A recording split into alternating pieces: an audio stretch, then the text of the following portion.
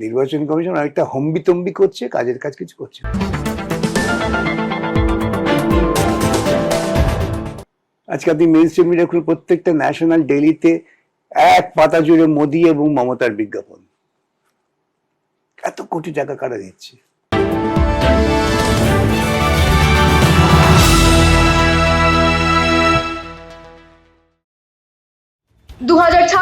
নির্বাচনে সিপিএম এর উপর তকমা লেগে গেছে ভোট কাটোয়ার। জিতবে না কিন্তু হারাবে বিজেপিকে টিএমসির জন্য। তাই আজকের ভোটের দিনেই জনতার সামনে মূল প্রশ্ন, সিপিআইএম কে ভোট দিলে কে জিতবে, টিএমসি না বিজেপি? কেন সিপিআইএম বিজেপির বিরোধিতা করে মমতাকে গদিতে রাখতে চাইছে? কেন সিপিআইএম সেই মমতাকে স্নেহ করে যে তাদেরকে ক্ষমতাচ্যুত করেছে? বিজেপি বাংলা থেকে সরে গেলে সিপিআইএম কি সহজে মমতাকে হারাতে পারবে? ট্রু নিউজ বাংলা ভোটের সকালে যাদবপুরের সিপিআইএম প্রার্থী বিকাশ রঞ্জনকে জিজ্ঞেস করলো, আপনারা একদিকে বলেন মমতা ভোট চুরি করে নির্বাচন জেতে, অন্যদিকে ইসি, সিবিআই, ইডি এই সেন্ট্রাল এজেন্সিগুলোর তৎপরতাকে বিরোধিতা করছেন কেন?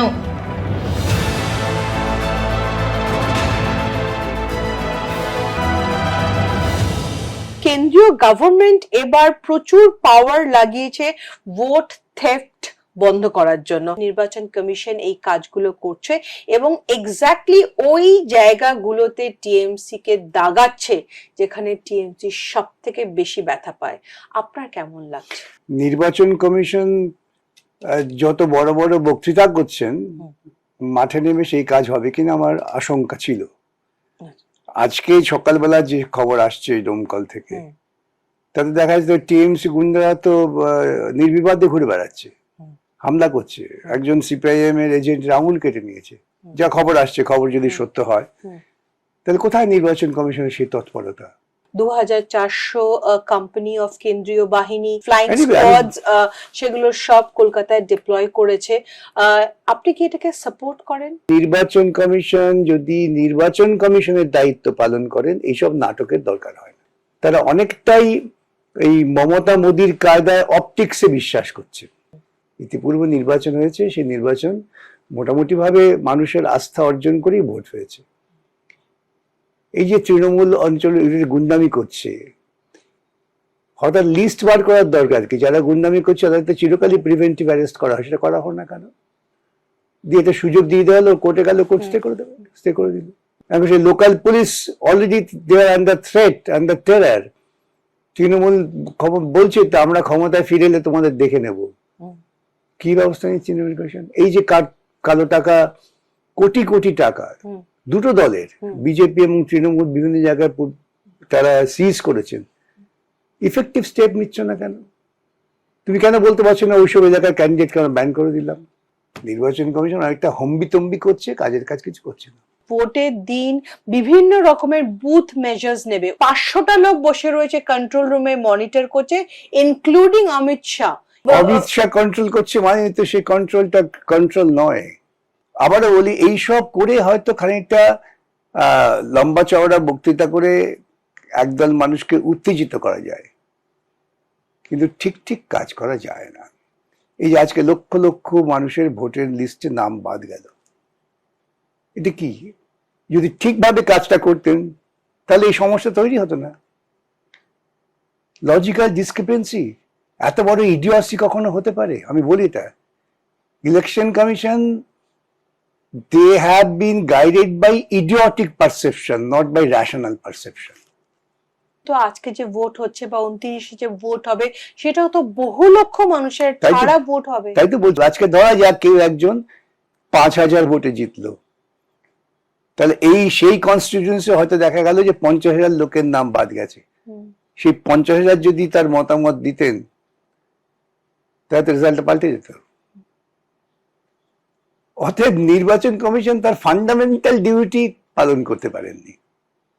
নির্বাচনের আগে মমতা ব্যানার্জির যে লয়াল এন্টায়ার পুলিশ স্কোয়াড ছিল, তাদের পুরোকে রদবদল করেছে এবং নতুন নিয়ে এসছে। এটাকে কি আপনি শেষ মুহূর্তে, আজকে you are a very experienced anchor, and আমার কাছে যদি খবর থাকে যে অ্যাঙ্কারিং এর সময় ইনি একটা ইসলামটাই anchoring. Just give an example. তাহলে আমি আগে থেকে না সরিয়ে ঠিক ফাইনাল রাউন্ডের আগে একটা নতুন অ্যাঙ্কার নিয়ে এলাম, what would be the result? EC list submit করলো 800 নেতাকে, তার মধ্যে রত্না চ্যাটার্জি, কিন্তু অ্যারেস্টের দাবি তো ইসি করেনি। ইসি করেছিল হাউস অ্যারেস্টের দাবি এবং ডিটেনশনের, if I am not to mistaken. আপনি কোনটা সাপোর্ট করেন? চিরকালই আছে এই সিস্টেম যে লোকাল পুলিশের কাছে, থানার কাছে লিস্ট অফ রাফিয়ানস থাকে এবং বিভিন্ন সময় তাদের প্রিভেন্টিভ অ্যারেস্ট করা হয়।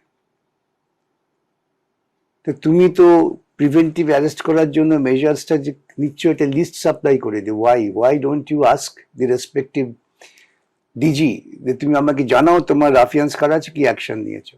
প্রত্যেকটা এক্সিট পোল বলছে এবার সিপিএম এর ভোট শেয়ার বিপুল ভাবে বাড়বে, কিন্তু সিপিএম জিতবে না, 5 থেকে 6টা সিটের বেশি ওপরে উঠবে না। এবার এই যে ইনক্রিজড ভোট শেয়ারিং মানে কি হেল্পিং টিএমসি? Think otherwise. যে সিপিআইএম এর ভোট ইনক্রিজ করা মানে হচ্ছে যে people are really not happy with the TMC government. BJP in fact CPIM এর ভোট কাটার চেষ্টা করবে if this, I mean the exit results are based on real assessment. According to us, the TMC and BJP, they have joined together. TMC আর BJP কে কোথাও না কোথাও একটা কমন এনিমি হিসেবে সিপিআইএম ভাবে, এবং লেফট লিডার্সরা বারবার একাধিকবার বলেছে টিএমসি আর BJP aligned, but not a single voter believes যে সিপিএম এর এই লজিকে কিন্তু ভোটাররা বিলিভ করে না। If যদি কেমন কন্ট্রাডিকশন, যদি ভোটাররা বিলিভ না করে ভোটিং ইনক্রিজ সিপিএম এর বাড়বে কি করে, তাই না? সুতরাং বুঝতে হবে যে অধিকাংশ মানুষ তারা খানিকটা সময়ে প্রচারে খুব বিভ্রান্ত হন। সুতরাং আপনারা দেখবেন the mainstream media, as it is known as godi media, they always project like this. আজকে তারা এইটাই প্রজেক্ট করার চেষ্টা করবে যে left have no role in the Indian politics. তারা চায় ওয়েস্টার্ন ডেমোক্রেসিতে যেমন দুটো পার্টি থাকে, both represent the same class, one is rough and is little soft, like republic and conservative, democratic. সেই রকম সিস্টেমটা চালু করতে চায় তারা। আমরা একটা অল্টারনেটিভ সিস্টেমের কথা বলি, আমাদের সেই জন্য অনেক অডস ফেস করে চলতে হয়। আমাদের এখন তবু আপনাদের মতো সোশ্যাল মিডিয়া হওয়াতে আমাদের কথাটা পৌঁছয়। সেই জন্য দেখবেন তারা খুব খেপে গিয়ে বলে যে সিপিএম তো শুধু সোশ্যাল মিডিয়ায়, at the same time government চাইছে সোশ্যাল মিডিয়াকে গ্যাগ করতে। আজকে আপনি মেইন স্ট্রিম মিডিয়া খুলে প্রত্যেকটা ন্যাশনাল ডেইলিতে এক পাতা জুড়ে মোদি এবং মমতার বিজ্ঞাপন। এত কোটি টাকা কারা দিচ্ছে? Simple question, there is no answer to that. টাকা এক সোর্স থেকে আসছে, এবং আপনি দেখবেন দুটো পার্টির ক্যাম্পেইন মোডটা একই রকম।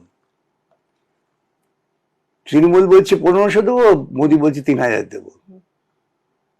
কেউ বলছে না ফান্ডামেন্টালি তোমার আমি জবের ব্যবস্থা করব, আমি তোমার এডুকেশন ফ্রি করে দেবো, তোমার হেলথ ফ্রি করে দেবো, কেউ বলছে না। ওদের কাছে বেশি টাকা আছে, বেশি টাকার লোভ দেখাচ্ছে, এদের কাছে প্রিন্সিপালটা সেম। সিপিআইএম এর কাছে দুজন শত্রু, বিজেপি এবং টিএমসি। যদি আপনাকে আমি বলি একটা প্রিন্সিপাল এনিমিকে, আপনি কার নাম নেবেন? আমি কিন্তু সবসময় কথা বলি, আমাদের কাছে লড়াই হচ্ছে right wing politics versus left wing politics. BJP and TMC both are the product of right wing politics. কোনো পার্টি এখানে আমার কাছে বড় কথা না। কোথা থেকে তো শিল্প আসবে আর কোথা থেকে সেই চাকরিটা জেনারেট হবে? সেটাই তো বলছি যে আমাদের দুঃখ যে ভারতবর্ষের বর্তমান সময়ে রাজনৈতিক নেতারা কেউ সত্য কথা বলে না, তথ্যভিত্তিক কথা বলে না। এটা একটা, this is an real insult to the common people of India. 18 lakh কাজ নাকি টিএমসি জেনারেট করেছে এমএসএমই সেক্টরে। হাস্যকর ব্যাপারটা হচ্ছে সেই 18 লাখ কাজের মধ্যে নেয় 40% যুবসাথীর জন্য অ্যাপ্লাই করেছে এবং তাহলে বুঝি। পাচ্ছে। তাহলে বুঝো, ক্ষুদ্র শিল্পে যেটা এমএসএমই বলা হচ্ছে, হুম, লেফট রেজিমে that was the front runner in the country. Absolutely. আজকে সেটা কোথায় নেমে গেছে? ওরা কাজ সৃষ্টি কাকে বলছে? যে আমি এই সরকারের দোল দিচ্ছি, এটা নাকি এমপ্লয়মেন্ট? আজকে পশ্চিমবঙ্গ সরকার কর্মচারীরা রিটায়ার করলে তাদের পেনশন দিতে পারছে না, কন্ট্রাক্টরদের বিল পেমেন্ট করতে পারছে না, রাজ্যটাকে বিক্রি করে দিয়েছে, দেউলিয়া করে দিয়েছে।